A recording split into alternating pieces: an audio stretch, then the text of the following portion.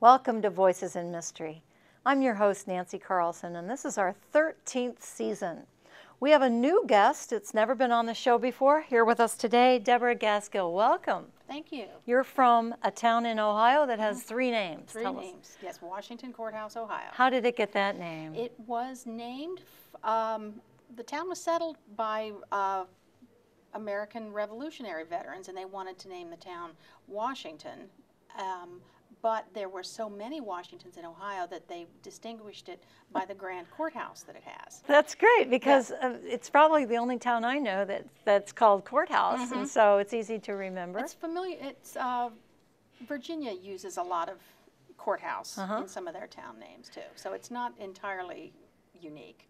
It's in central Ohio, south of Columbus. Yes. And you're the managing editor of the paper there. Yes, I am.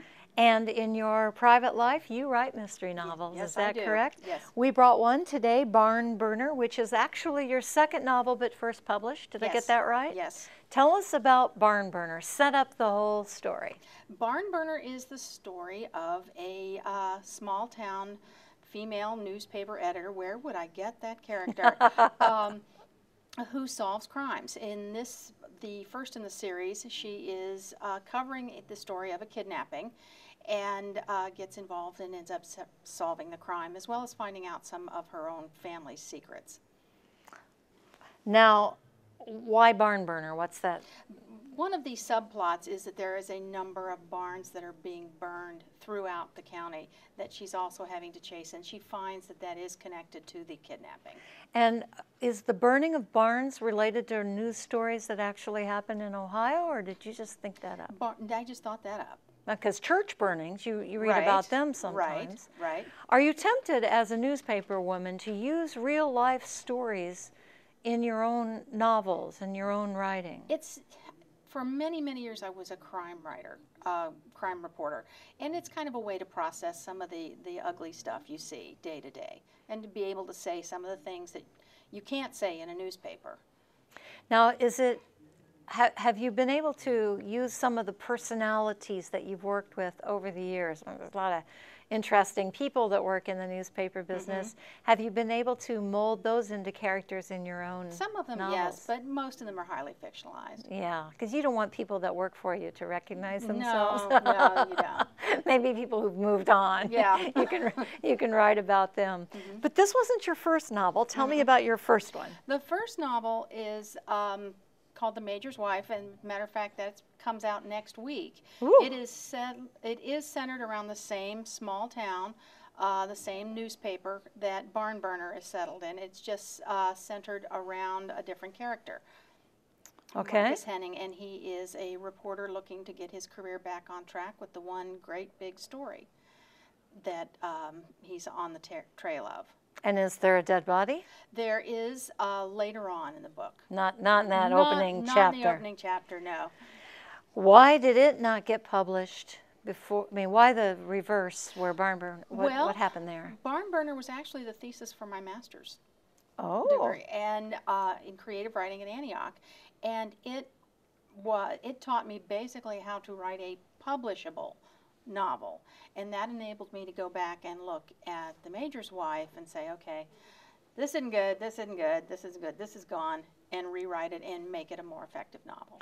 Now, two of your novels are written and scheduled for publishing in the case of the first one.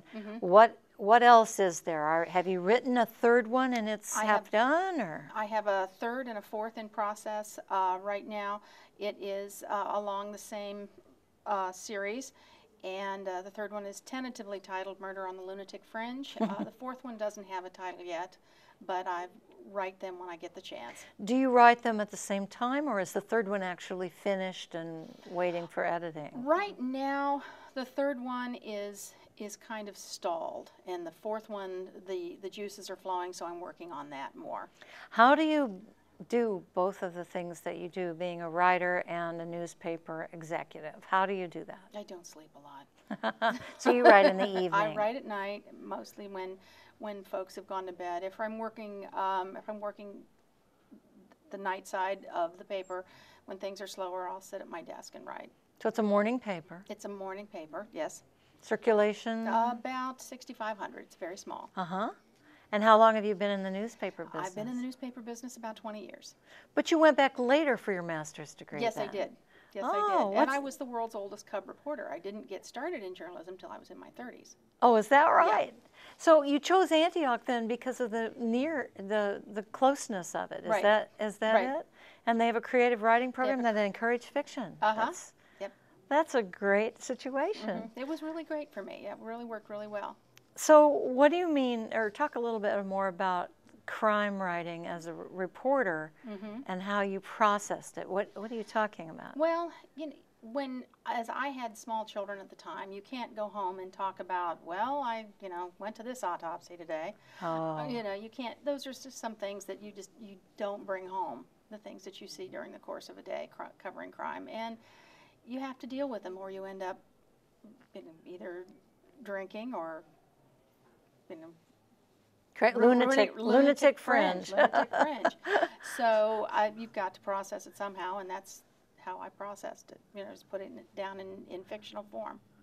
Now, does the newspaper industry itself lend itself to a novel such as what's happening to the newspaper business, or does that not affect a small town paper? It does. It really does. We've gone through a series of furloughs and some belt tightening, and the industry is changing. No matter how you look at it, whether you're a big paper or a small paper, and so I think that has to come into play in your mysteries, if that's what your purview is. They're reading. Are you an online paper as well? Yes. You have an online, Yes, we are. and you find a lot of readers online. Uh-huh. So that lends me to the question then on could your book be an online book? Will it be on Kindle? Or It is. It is now? available through iBooks for iPad. Have you read a book that way yet? Yeah, I yourself? have. Yeah. What was that like? I kind of enjoyed it. It was very handy, and it was different. It was different, but Than holding a book in your hand. Than holding a book in your hand. Yeah.